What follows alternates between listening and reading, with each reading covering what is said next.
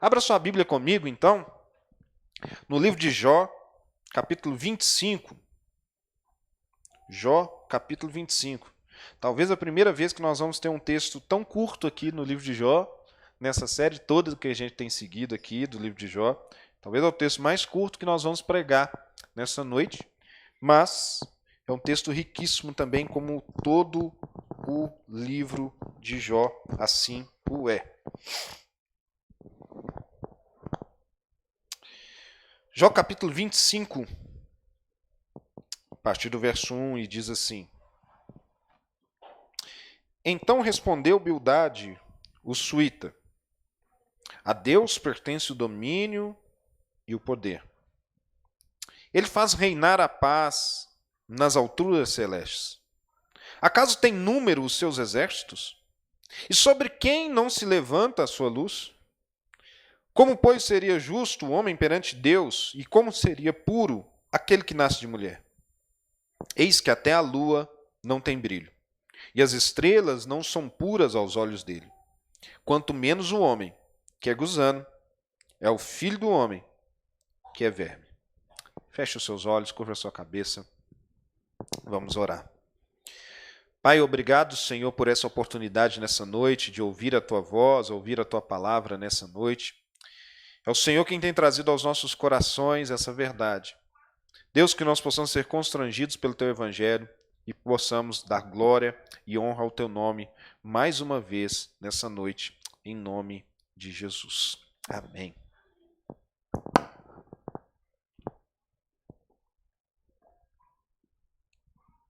Irmãos, nós chegamos num ponto do livro de Jó em que nós estamos aqui no meio dele, né? E aqui nós começamos a perceber um certo desânimo dos amigos de Jó nessa tentativa de convencê-lo. Você vai ver aqui que Zofar parece que já desistiu de Jó. E agora nós temos o mais curto dos discursos desse livro de Jó. O discurso de Bildade. Esse discurso de Bildade é como se fosse a última tentativa dele. Como se fosse o último suspiro ou o último fôlego para tentar arrebatar Jó e tentar convencê-lo sobre a sua teoria. Bildade, então, ele fala de uma forma curta e grossa com Jó. Ele é muito direto ao falar com Jó. Ele não fica repetindo agora e ele não constrói agora toda uma teologia, todo um arcabouço teológico, toda uma argumentação para tentar convencer a Jó. Ele é curto e grosso em suas considerações, mas ele faz conclusões. Ele faz conclusões sobre tudo o que ele já havia dito antes. E parece que aqui ele tenta atacar até pessoalmente Jó. Ele tenta rebaixar a Jó de alguma maneira. Ele tenta usar do seu discurso para tocar em algumas coisas importantes de Jó. Irmão, nada mais tocante para a gente do que quando alguém toca nas nossas incoerências. As nossas incoerências humanas. O que é isso? É quando o que nós dizemos que cremos, ou o que nós pensamos que cremos, não é condizente com o que nós fazemos. O nosso discurso é muito diferente da nossa prática. O nosso arcabouço de fé, a nossa justificativa de fé, a nossa confissão de fé é muito diferente da prática que temos diária. É quando você diz que crê em alguma coisa, mas você age completamente diferente disso. Irmão, isso é a coisa mais comum dentro da igreja. Pessoas que dizem que creem, mas não vivem como se crescem.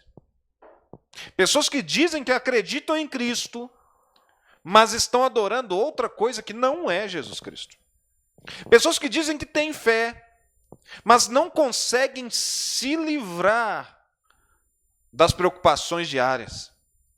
Pessoas que dizem que têm a sua plena confiança em Deus, mas fazem do seu dinheiro, do seu emprego, da sua posição, da sua família, de tudo isso, uma segurança e um castelo.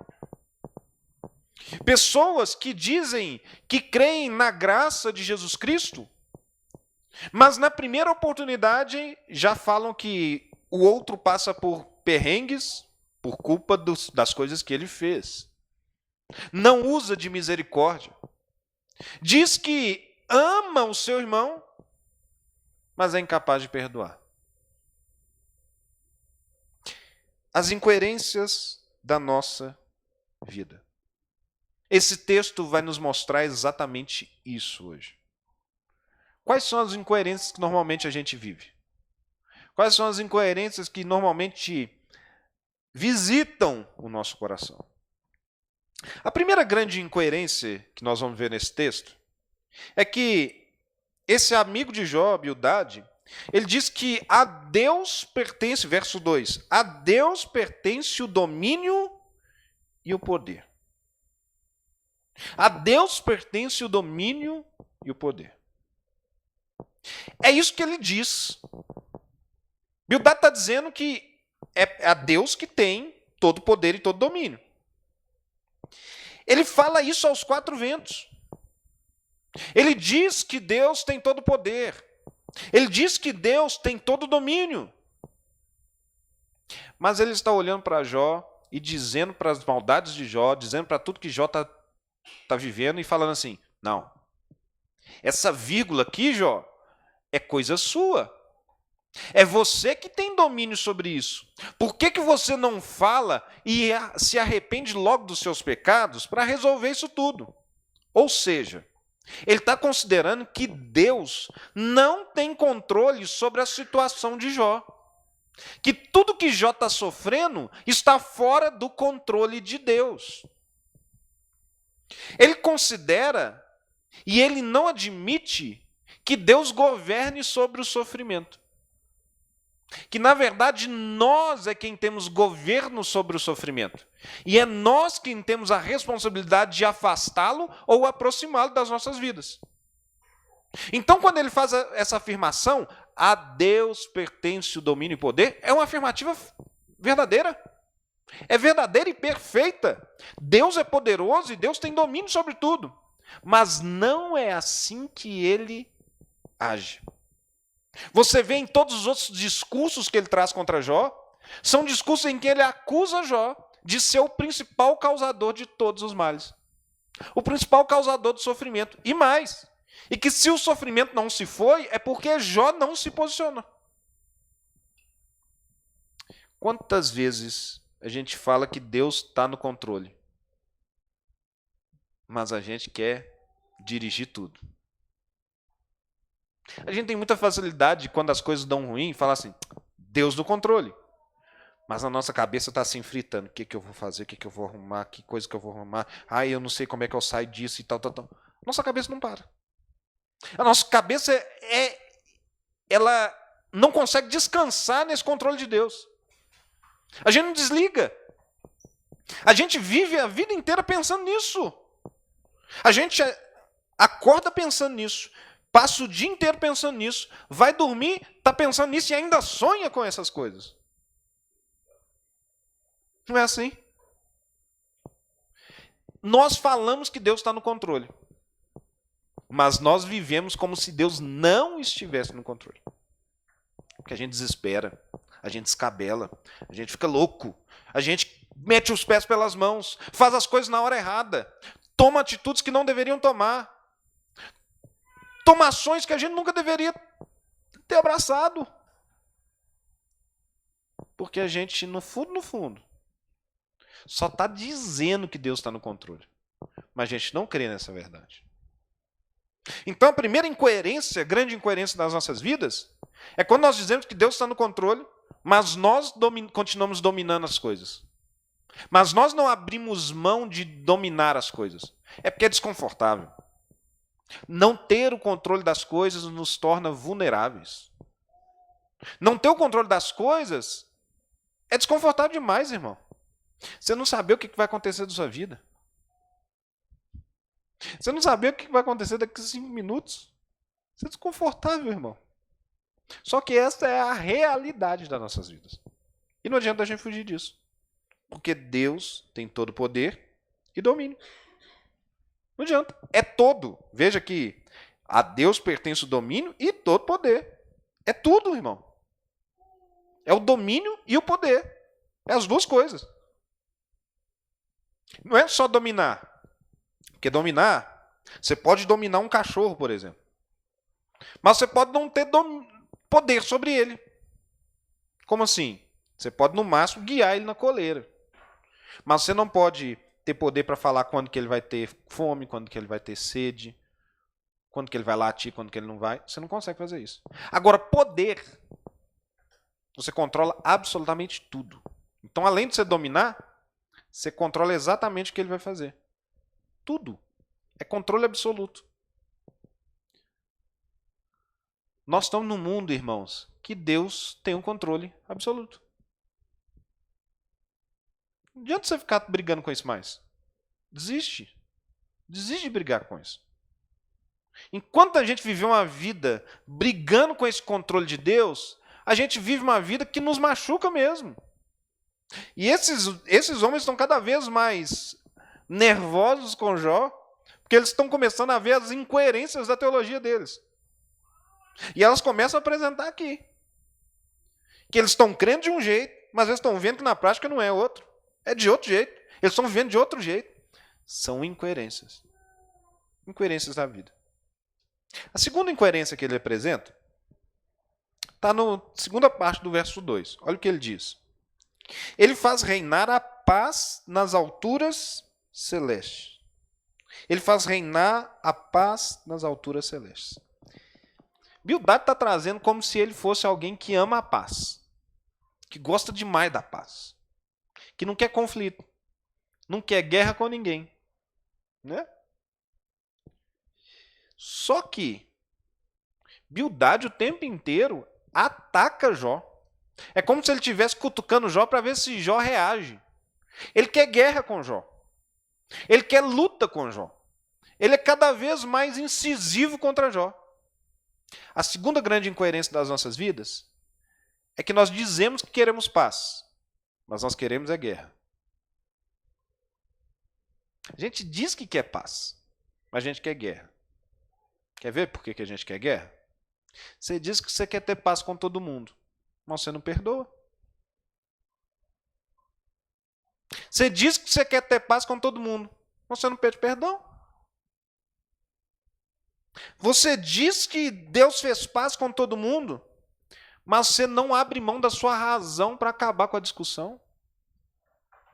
Porque você prefere ter razão do que manter a paz. Você prefere sair vencedor.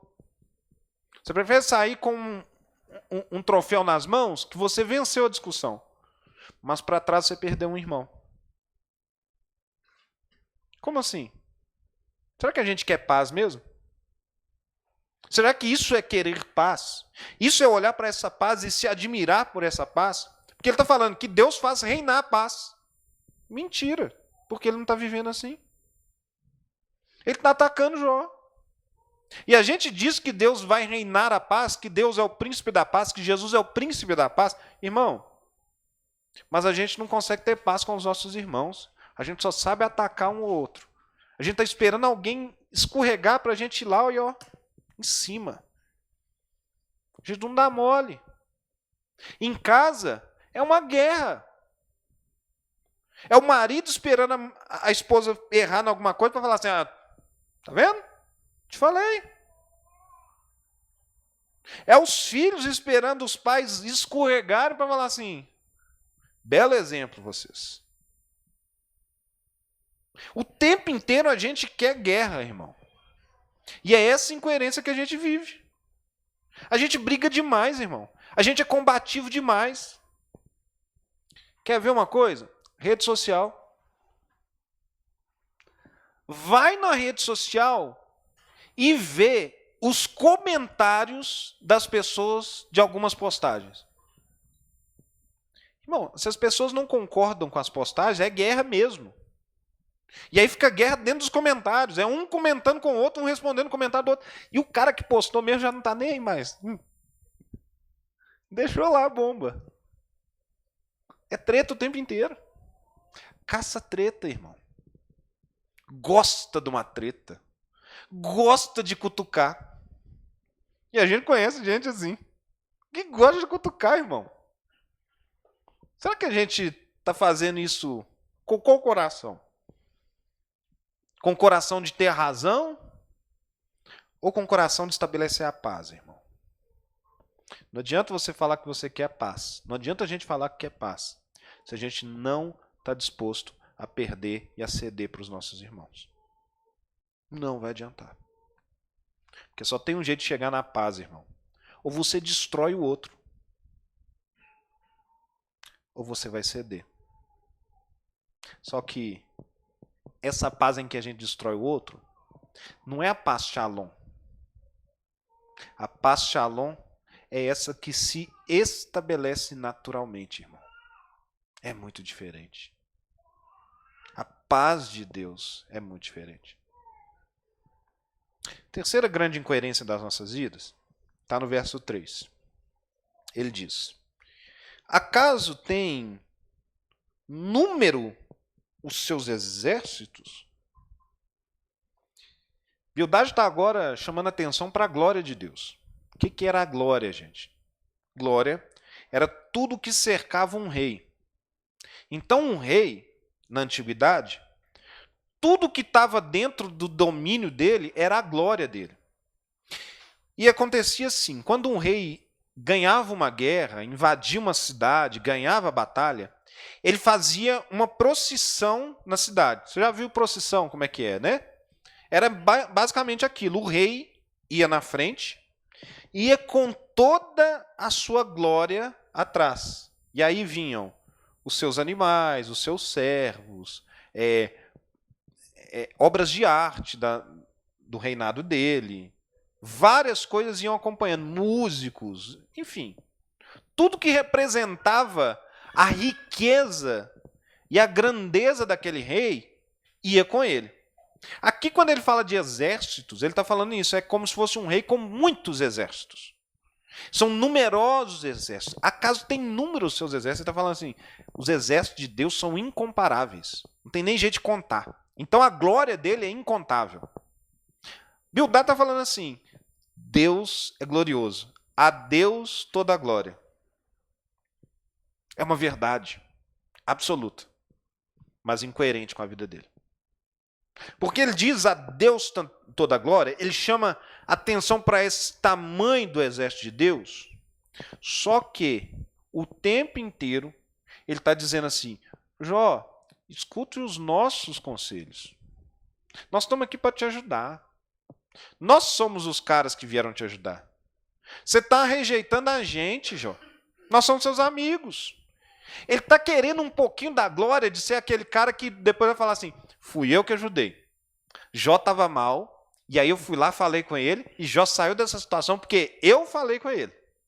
Ele quer um pedacinho da glória. Ele quer um pedacinho do crédito.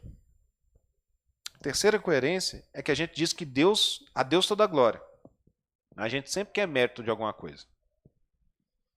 A gente quer sempre um pedacinho do mérito. É quando as coisas dão certo para você, e aí você fala assim, a Deus toda a glória, mas lá no fundo você está falando assim, mas se eu não tivesse estudado... Você fala assim, a Deus toda a glória, mas se eu não tivesse guardado dinheiro... a Deus toda a glória, se eu não tivesse tido aquela conversa... A gente sempre coloca um mas depois da glória. É sempre um a mais ali. É como se a gente colaborasse de alguma forma para a obra que Deus vai realizar. Irmão, sabe qual que é a grande colaboração que a gente vai dar? É não atrapalhar. Já estamos colaborando demais. Só da gente não atrapalhar, a gente já colabora. Porque tudo que a gente encosta a mão, irmão, a gente faz besteira. Tudo que o homem faz assim, Deus, agora deixa eu fazer esse pedacinho. Se eu fiz o seu pedacinho, agora eu vou fazer o meu. Tudo que a gente encosta a mão dá errado, irmão. Escreve isso. A médio e longo prazo você vai ver que deu errado. Não era para ser daquele jeito. Deixa Deus ter toda a glória. Deixa Deus ter todo o mérito. Entregue todo o mérito para Deus. Não tem jeito de rivalizar com Ele com a glória, irmão. Não tem jeito. Esses amigos aqui não vão ser os redentores de Jó. Nós não conseguimos ser redentores de ninguém, irmão. Você não vai ser Jesus Cristo para ninguém. Você não vai salvar ninguém de nada. O único que salva alguém de alguma coisa chama-se Jesus Cristo. E ele não divide com ninguém essa função. Ele é o único redentor. Mas a gente olha para o Deus toda a glória e fala assim, não, só Jesus Cristo é o Senhor. Mas aí a gente fica lá, nossa, não vou fazer isso, essa estratégia aqui e tal, aí vai dar... Não, irmão, para com isso. Entenda que é Deus quem precisa ter toda a glória. Nenhum crédito nós podemos receber. Não podemos receber nenhum crédito. Toda a honra pertence a Jesus. Toda a honra pertence a Deus. A quarta incoerência que a gente vai ver nesse texto está ainda no verso 3, só que na parte B. Olha o que ele diz na segunda frase. Ele diz, e sobre quem não se levanta a sua luz?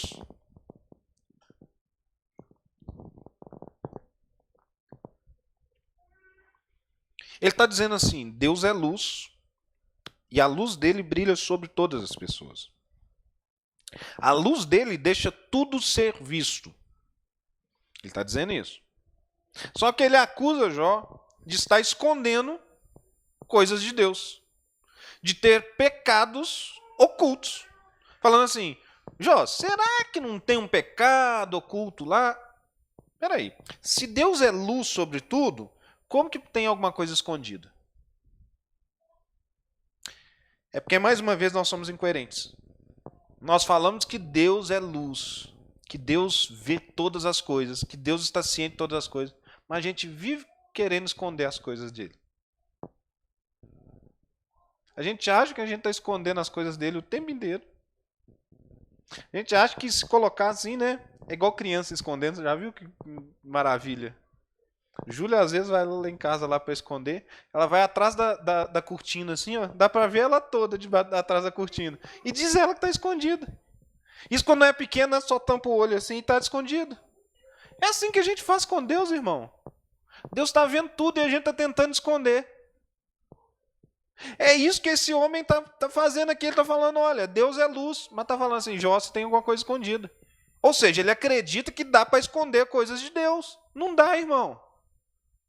Ou você acredita que Deus é luz, ou você não acredita que ele é luz e continua tentando esconder suas coisas. Aqui você fala assim, não, isso aqui Deus não pode mexer, não. Irmão, engano seu. Ele mexe onde ele quer. Ele está vendo tudo. Não tem nada que a gente possa fazer e falar assim, não, aqui você não mexe, Deus. Ah, coitado da gente para fazer isso.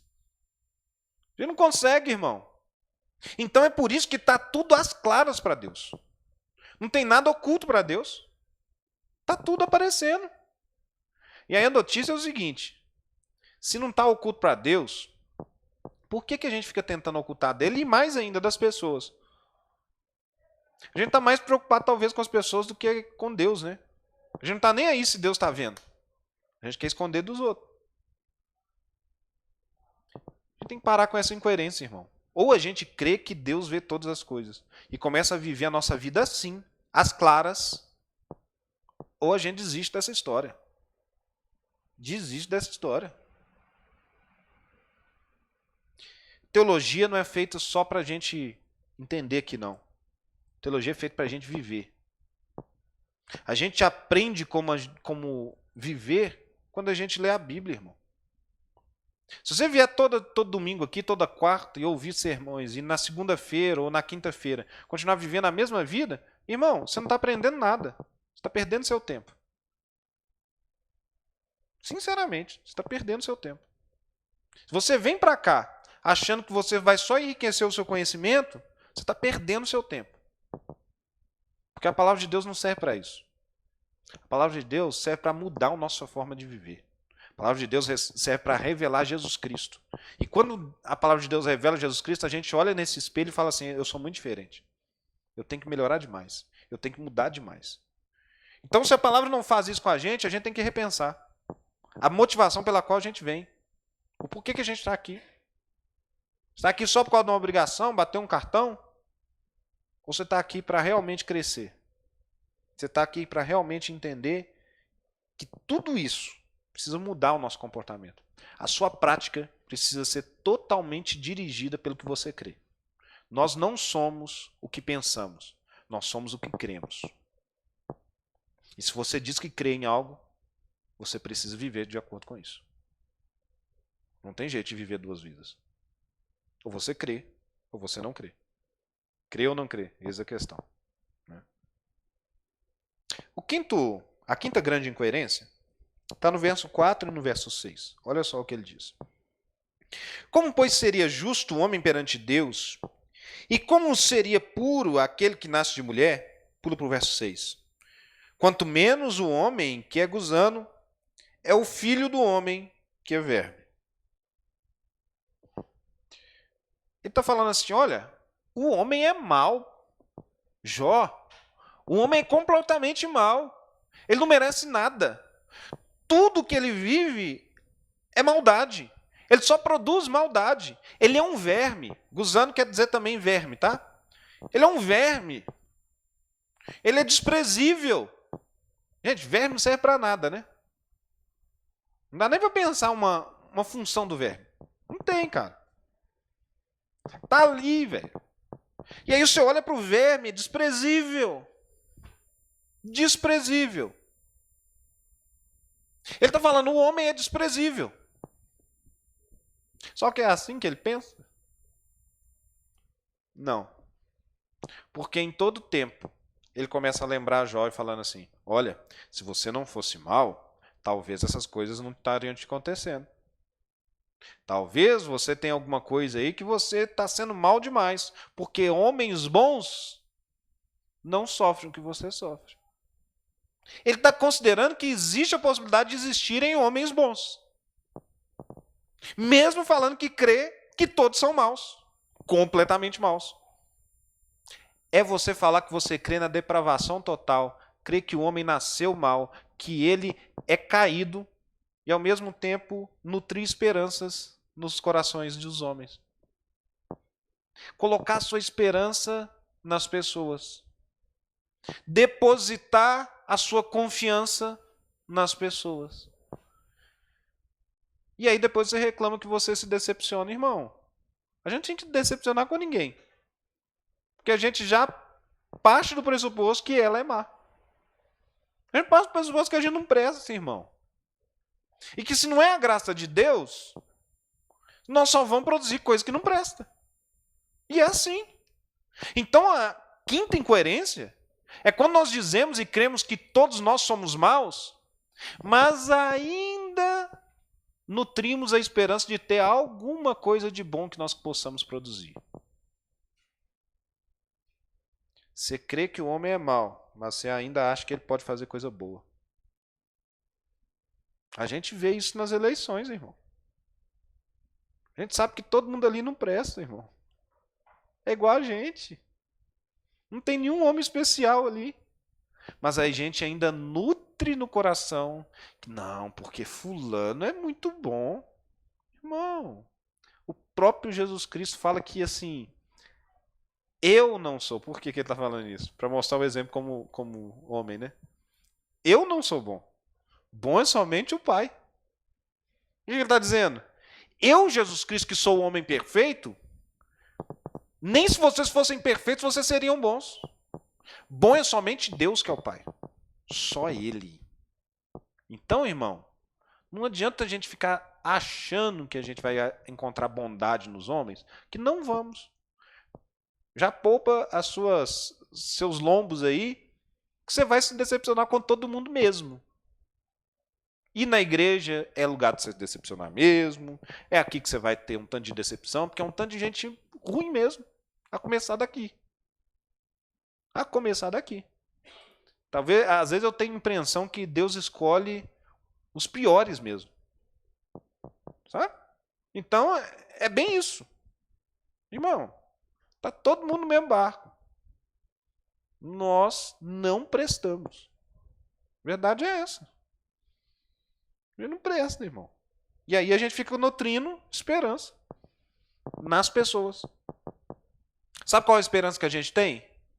A esperança que a gente tem é a graça de Deus sobre a vida das pessoas. É uma outra história.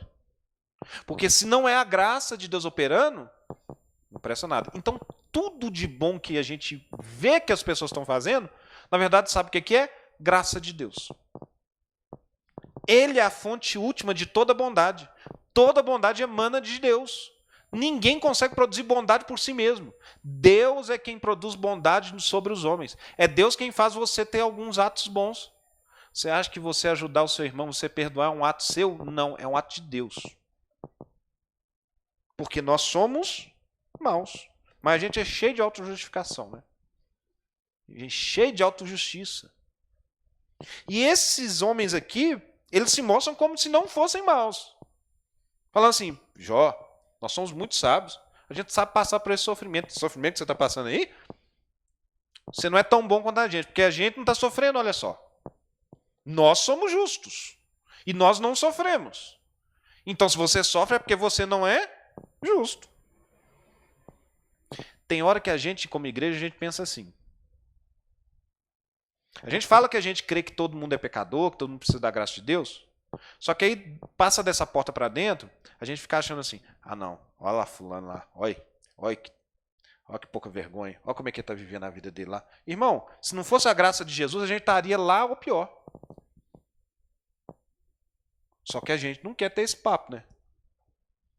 Isso é desconfortável para a gente falar. A gente falar que não tem mérito na gente, é desconfortável. Que não tem bondade dentro da gente, desconfortável. Porque a gente vai decepcionar as pessoas. Que as pessoas lá fora vão esperar que a gente tenha bondade na gente. É isso, irmão. A nossa vida como igreja precisa ser transparente ao ponto da gente abraçar as nossas falências e falar assim, é porque eu tenho muitas falências e é por isso que eu preciso de Deus. É por isso que eu venho na igreja todo dia. Então, aquele movimento que a gente faz às vezes, ah não, escorreguei, falhei, tô mal, tal, eu fiz isso, fiz aquilo. Aí a primeira coisa que a gente faz, sabe o que é? Não vou mais na igreja. Caí, não vou na igreja. Irmão, quando você cai, é aí que você tem que vir correndo para a igreja. Mas é correndo, sabe o que é correndo? Caiu, irmão, você tem que vir correndo para se aproximar de Jesus. É vir correndo para se aproximar da palavra. Errou, a sua maldade ficou para fora, você precisa mais da graça de Deus. Então se expõe aos meios de graça. E um dos meios de graça, irmão, está aqui, exposição da palavra. Você precisa estar aqui, irmão. Caiu, pecou, errou, é aqui o lugar. O lugar de gente que falha é aqui. O lugar de gente que erra é aqui. Porque o lugar de gente que não erra é lá. Sabe por quê? Porque eles estão enganados achando que não estão errando. Então lá fora que é lugar de gente que acha que não está errando. Aqui é lugar de gente que reconhece que está errado. Aqui é lugar para isso. Então se você reconhece que você está errado, seu lugar é aqui. Se você reconhece que tem alguma coisa na sua vida que não está legal, seu lugar é aqui. Não é outro lugar. Felipe me falou uma frase sábado e eu guardei ela assim. Só vem para Jesus quem está cansado e sobrecarregado. Se você ainda está achando que está bom de carregar, não precisa vir mesmo não. Só vem para Jesus quem está cansado e sobrecarregado. E é verdade. É uma verdade. Então se você falhou, se você caiu, irmão, essa é a humanidade nossa. E é por isso que a gente tem que estar aqui, crucificando ela. Que a humanidade nossa não quer o irmão. Não quer a convivência com o irmão aqui, porque isso aqui, ó, incomoda. Isso aqui incomoda. Você fala assim, nossa, estou perdendo meu tempo. Ah, o irmão está pisando no meu pé. O irmão nem me cumprimentou. O irmão nem lembra que eu tô vivo. Aí vem aqui e me dá paz do Senhor. Irmão, é aqui que você vai passar por isso. E é essas coisas que vão fazer você cada vez mais depender da graça de Jesus. Nós estamos sendo treinados a depender de Jesus, irmão. E é aqui que a gente aprende. Sexta grande incoerência. Ele diz assim no verso 5. Eis que até a lua não tem brilho, e as estrelas não são puras aos olhos dele. Bildade está querendo convencer Jó de desistir de querer ver Deus. Porque Jó está o tempo inteiro falando assim, não, eu quero ter uma audiência com Deus. Eu quero que Deus me escute. Quero que Deus me receba para eu poder falar o que eu tenho que falar para Deus. E aí Bildad está falando assim, Jó, esquece disso. Porque nem as estrelas e nem a lua têm brilho diante dele.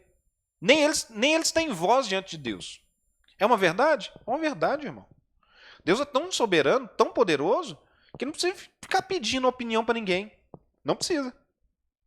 Só que ele é tão incoerente, porque ele está querendo falar isso, e ele fala que a gente não pode fazer isso só para poder desestabilizar Jó e desacreditar que ele pode chegar a Deus, que ele pode ser ouvido por Deus. Ele quer dizer que Jó não pode ser ouvido por Deus. Ele quer convencer a Jó que não vale a pena ver a Deus. E que o máximo que ele vai conseguir ver são as estrelas e a lua, e ele precisa se contentar com isso.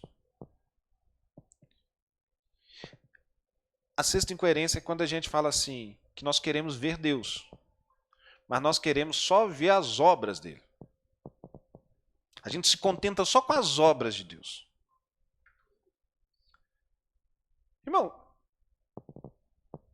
você já parou para pensar se você deseja mesmo Deus ou deseja o que ele faz para você? Eu não estou falando de bênçãos materiais, não. Eu estou falando de algumas coisas que ele resolve na sua vida.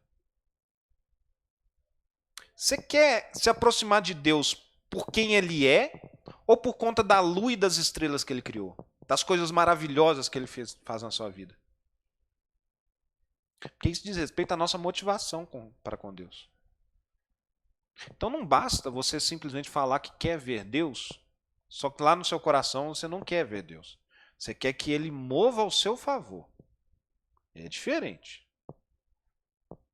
E a gente fala o tempo inteiro que a gente quer ver a Deus, que a gente quer ver como que ele é, mas a gente está preocupado com a obra dele, com a lua e com as estrelas.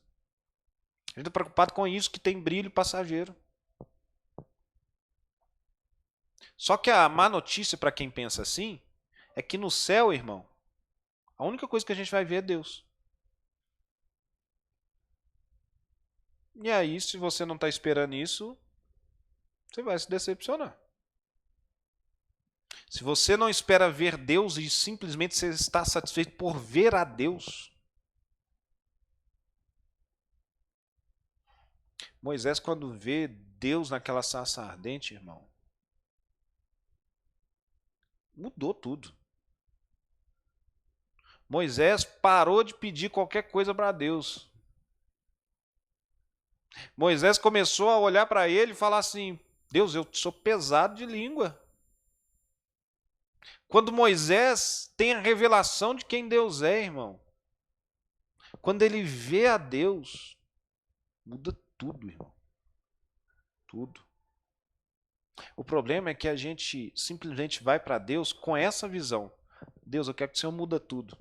Mas a gente não está querendo Deus, a gente está querendo a mudança que Ele pode fazer. Então você não está desejando Deus, irmão. Você não está querendo ver a Deus. Você está querendo ver as obras das mãos dele. E essa é a incoerência que a gente vive. Só que Jó, ele vai refutar todas essas incoerências. E ele tem refutado todas elas. Durante tudo que a gente viu, Jó não é esse cara incoerente. E aí talvez está o ponto de que Jó era realmente íntegro e puro de coração. Porque quando dizem que Deus é poderoso, mas que não acreditam nesse todo poder de Deus, Jó vai responder que as flechas do Todo-Poderoso estão nele. E ele vai responder que é Deus quem move os montes, que é Deus que, sem que saibam, transtorna todas as coisas. Jó realmente crê que Deus é todo-poderoso. E ele sabe que tudo que ele está passando está dentro do poder e domínio de Deus.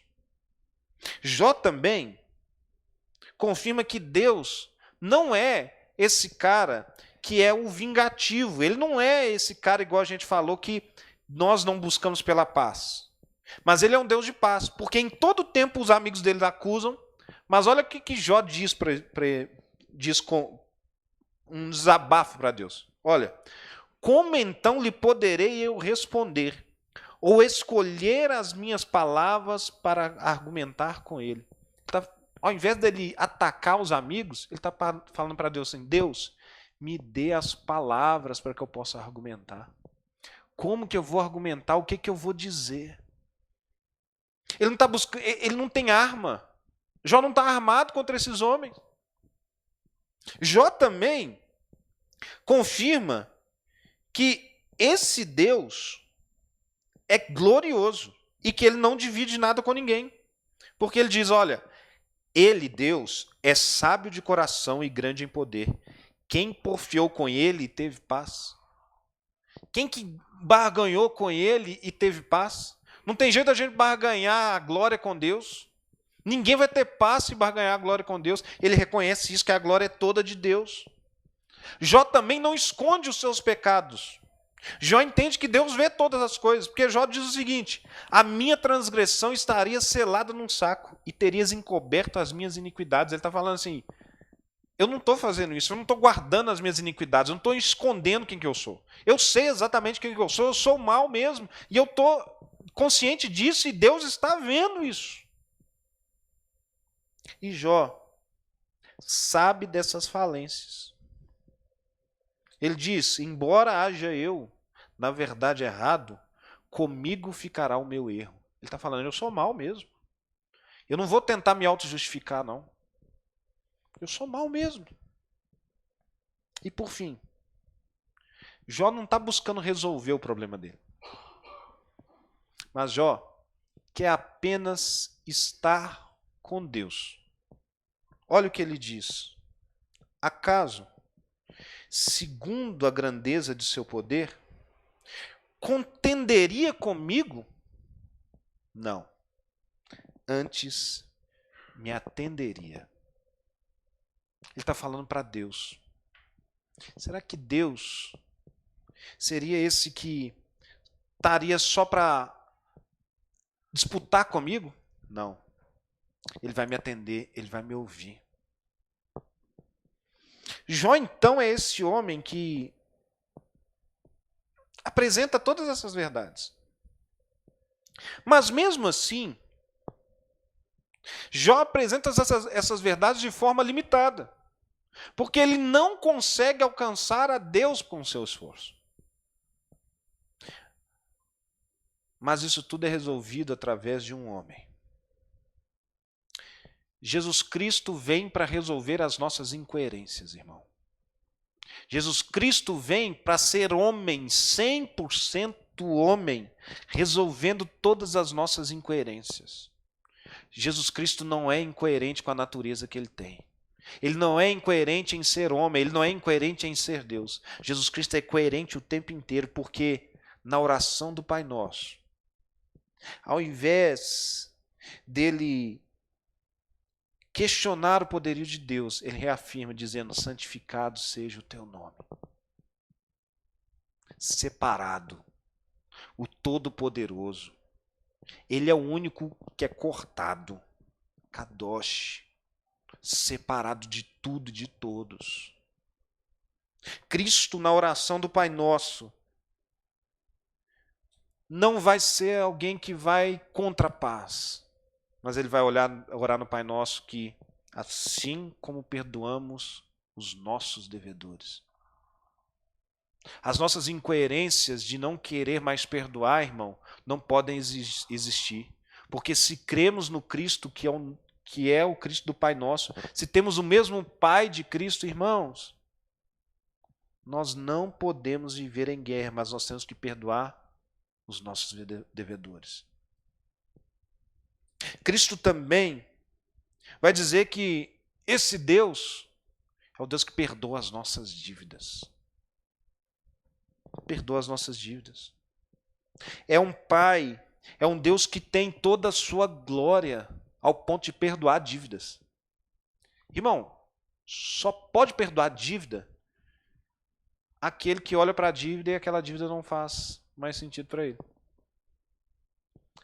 A notícia é que Deus não tem falta de nada. então ele não precisa cobrar a dívida de ninguém. A glória dele é tão grande que ele não tem falta de nada. Ele não precisa cobrar a dívida de ninguém. Ele não precisa cobrar de você um preço por tudo que ele fez. Não precisa. Porque ele já tem tudo. Você já viu? Às vezes a gente está devendo alguém e aí você fala assim, não, mas fulano não tem falta de nada. E aí, às vezes costuma ser, você vai lá negociar e fala assim, ô fulano, dá uma segurada aí, você não está precisando. E às vezes a pessoa até segura, né? Ela fala assim, pô, não, vou deixar essa dívida aí. Agora você imagina Deus, irmão, que não tem falta de nada. Você acha que ele não consegue segurar a dívida, não? Mais do que isso, irmão. Ele perdoa a dívida. O Pai Nosso, a oração de Jesus, reconhece que nós somos tão maus que nós precisamos pedir para Deus para não nos deixar cair em tentação, mas nos livrar do mal. E Jesus está fazendo essa oração de identificação, dizendo, não nos deixe cair em tentação, mas livra-nos do mal. Jesus está se identificando com essa maldade nossa, irmão. Jesus, sendo Deus, mergulha nessa maldade humana para acabar com essa incoerência. Sabe o que a gente tem que fazer com a nossa maldade humana? É pedir o tempo inteiro para Deus, falar assim, Deus, me livra da tentação. Não me deixa cair na tentação. Me livra desse mal. Não me deixa cair nessa tentação, não. Não é assim, tira essa maldade de mim. Ele não vai tirar, irmão. Está aqui. Está aqui. Não tem jeito. Mas ele pode nos ajudar, nos livrando da tentação. Então, na hora que apertou, pede para Deus para livrar a tentação. Não fica fingindo que você é super-homem, não. Fica fingindo que você é super-poderoso, não. Você não é. Você precisa de ajuda. Você precisa de ajuda para vencer suas tentações. Você precisa de ajuda para vencer os seus males. Precisa. E ele diz também que venha o teu reino, que seja feita a tua vontade. Cristo está falando assim, olha, é possível você ver a Deus hoje. Você pode ver a Deus hoje. Porque não é você quem vai lá se encontrar com Ele. É Ele que já veio com o seu reino sobre nós. É Ele que já chegou com o seu reino sobre nós. Irmão, isso acaba com todas as incoerências da nossa vida, porque quando nós vemos a Deus, não tem como a gente continuar sendo incoerente. Não tem como a gente continuar sendo a mesma pessoa. A gente, depois do encontro com Deus, a gente sai totalmente diferentes. As nossas incoerências caem por terra. Você está aqui nessa noite, você percebeu alguma incoerência dessas na sua vida? O Senhor Jesus está aqui para resolver isso. Resolver isso. Mas como que a gente resolve isso? Primeiro você precisa reconhecer essa incoerência. Você precisa se arrepender dessa incoerência. Com certeza que há perdão sobre isso. E o Senhor Jesus Cristo vem com graça, com misericórdia. E vai te conduzir a um caminho para que essas incoerências caiam por terra. Ele vai se revelar a você. Ele vai se revelar diariamente a você. É por isso que a gente sempre enfatiza aqui da grande importância que tem de termos uma vida de oração, uma vida de leitura da palavra, uma vida de jejum. Porque nós precisamos querer ver a Deus. Quando nós vemos a Deus, nossas incoerências caem. Você precisa que alguma incoerência na sua vida caia, irmão. Busque mais de Deus. Busque ver mais a Deus. Busque enxergar mais a Deus. Porque Ele não está para contender com a gente. Ele está para nos atender. Amém? Você pode se colocar de pé.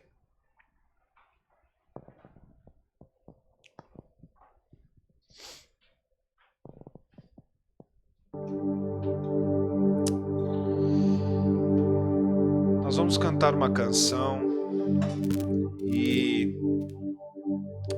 Gostaria que você pudesse realmente refletir sinceramente com o seu coração. Talvez alguma dessas incoerências, ou todas, eu acho que eu bati na trave de quase todas aqui, viu? Acho que quase todas aqui tem a ver. Se você está percebendo alguma incoerência da sua vida, peça ao Senhor para resolver isso. Ore ao Senhor nessa noite. Presente a sua vida diante dele.